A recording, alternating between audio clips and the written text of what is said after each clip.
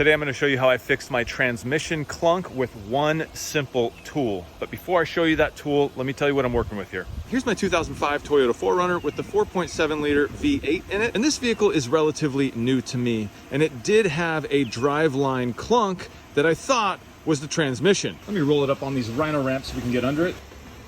I'll also chalk off the back wheel just to be safe. And my e-brakes on. Now here's exactly the problem I was having. I would come up to a stoplight and pressing the brake and sitting there for 1 or 2 or 5 minutes, depending on how long the stoplight was.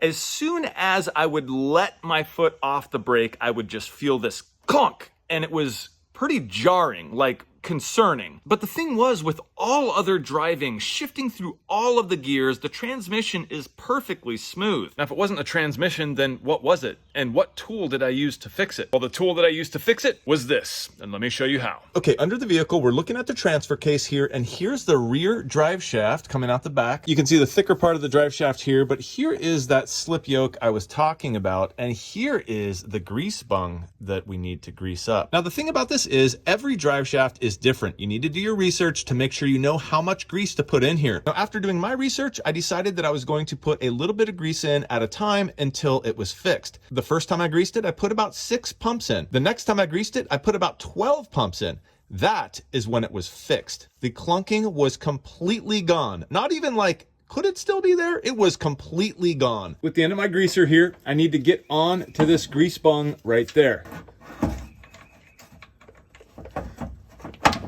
There we go. So I'm going to hold this on as I pump the grease. 1, 2, 3. I just did 3 pumps. And that takes care of that. I am super stoked to say that upon the last greasing, the one where I did 12 pumps, and I did my research to make sure that was okay, that's when it was ultimately fixed. That's when I immediately saw a difference. There wasn't one single even attempt at a clunk.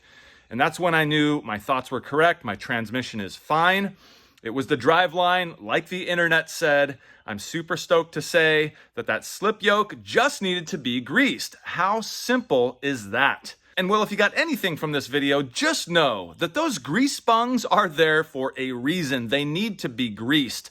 So make sure you check with your manufacturer because there are different types of greases for different applications and also not too much. So transmission clunk fixed, which turned out to just be the drive shaft, which turned out to be fixed super easily with a little grease.